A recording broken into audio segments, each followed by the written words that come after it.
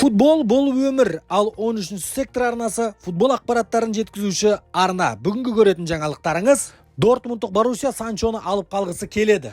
Оле, оле, оле, Винисиус чимпанзе деген ұран шығыпты. Осы және басқа да футбол ақпараттары бүгін сіздердің назарларыңызда. 13-ші сектор арнамызға дәл қазір жазылып, қоңыраушаны басып қойыңыздар. Сіздер үшін жиі футбол ақпараттарын шығарамыз. Ал енді біз бүгінгі жаңалықтарымызды бастаймыз. Кеттік. Барселона клубы жазғы трансферлік терезеде бір жақсы вингер аламыз деген өздеріне талап қойған екен, және де вингерді қарастыру үстінде қазіргі таңда.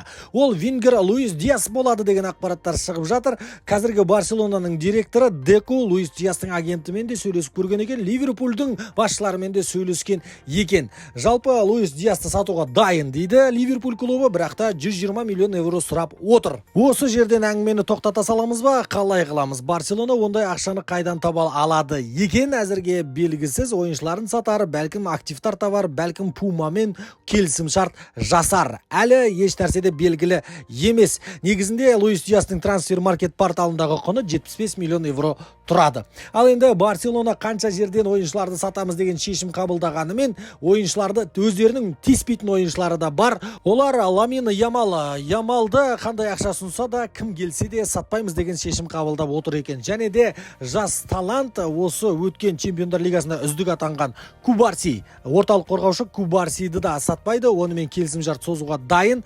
Одан кейін Рональд Арауханы да ешкімге сатпаймыз деген шешім қабылдаған екен. Жалпы Ямалмен де, Кубарсимен де, Араухамен де жаңа келісім шарт қарастырамыз деп жатыр Барселона клубы. Осы аталған 3 ойыншыға тиіспейміз, ешқандай клубқа сатпаймыз деген шешім қабылдаған екен.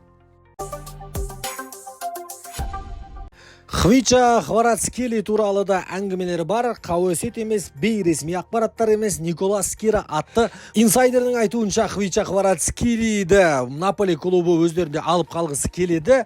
Бірақ та қазіргі Наполидің президенті Аурелио мырзаның айтуынша, егер де жақсы ұсыныс келетін болса, сатуға да дайын екендерін жеткізген. Бұны Хвичаның агенті де айтып жатыр. Жақсы ұсыныс болса, Хвича басқа клубта өз өнерін көрсетуге дайын дегенді. Енді агенті жиі айтып жүр бұл мәселелерді, себебі Наполидан кетпей қалған күннің өзінде жаңа келісім шарт қаралса, және де сол жерде жақсы ақша алсақ деген ниеті бар тәрізді. Ал енді Наполи мен Хвича Кварацхелияның арасында жаңа келісім шарттарды қарастыру мәселелері қарастырылып жатыр қазіргі таңда. Жаңа келісім шартты осы маусым біткеннен кейін Хвича Кварацхелияға Наполи клубы ұсынуға дайын екенінде осы Никола Скира атты инсайдер бізге жеткізіп жатыр. Джейдон Санчо деген тамаша талант Манчестер Юнайтедтен осы жазғы трансферлік терезеде кететін ең алғашқы ойыншылардың бірі болады. Енді Манчестер Юнайтед басында барынша ең болмаса кеткен ақшаның жартысын шығарайық деген сияқты ойлар болды. 60 миллион евроға сатамыз деген еді. Қазіргі таңда Джейдон Санчоны 35 миллион евроға сатуға да дайын екендерін жеткізіп жатыр. Енді Санчоны алуға ең алғашқы үміткер команда, клуб ол белгілі Дортмундтық Боруссия. Дортмундтық Боруссия Санчоны алып қалу үшін осы жолы барын салып көреді, себебі жақсы ұсыныс болып тұр. 35 миллион евро Санчо сияқты талант үшін әдемі ұсыныс. Енді оның жалақысын төмендету керек, содан кейін бәрі керемет болады Дортмундтық Боруссия үшін. Сауда жасасаң Боруссия сияқты жаса деген екен Германияның ағартушысы Флоттенберг. Енді Санчоның Боруссияға келіп қайтадан екінші демі ашылып жатқанын бәріміз де байқап жатырмыз. Жақында өткен чемпиондар лигасындағы ойынның үздік ойыншысы атанды, жеңіс голын соқты деген сияқты өз-өзіне келіп жатқан жайы бар. Джейдон Санчоның өзі айтқан, Дортмундтық Боруссия менің жүрегімдегі командалардың бірі. Мен оны жүрегіммен жақсы көремін деді жақындағы ғана сұхбатында. Жүрегімен жақсы көретін команда үшін, жүрегіндегі команда үшін жалақысында аз-маз түсіріп қойса, оны Дортмундтық Боруссия сатып алары анық деп жатыр барлық тараптар, барлық сарапшылар. Достар, кеше Осасуна мен Реал Мадрид ойнады. Реал Мадрид 4-2 есебімен сенімді түрде жеңіске жетті деп толықтай айта аламыз. Енді бұл жердегі мәселе ол емес, бұл жердегі мәселе Винисиустың жағдайы болып жатыр. Қазіргі Винисиустың жағдайы өте қиын.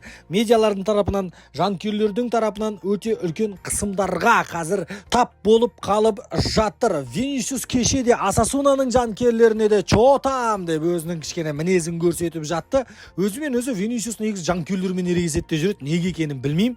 Командада ойыншыларды да қоздырып жүреді. Онысы бар.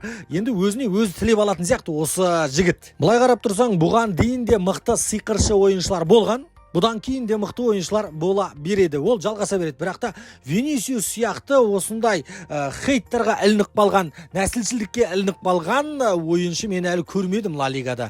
Себебі өте қатты бұны намысына тиіп, неше түрлі нәрсе айтып жатқан жайы бар. Валенсияның жанкүйерлері де солай істейді, Барселонаның жанкүйерлері де солай істейді, және де Атлетико Мадридтің жанкүйерлері тіптен қатты кетті. Атлетико Мадридтің жанкүйерлері осы Интермен болатын Чемпиондар Лигасының ойынының алдында, Ванда Метрополитананың алдында бәрі бірге хормен оле Винисиус чимпанзе деп айқайлады. Енді Винисиусты маймылға теңеп жатыр ғой. Жалпы енді бұған айтылатын әңгімелер өте көп, неше түрлі айтып жатады Винисиуске қатысты, бірақ та барлық хормен бәрі бірдей Винисиус чимпанзе деп айқайлағаны енді бұл четтен шыққандық.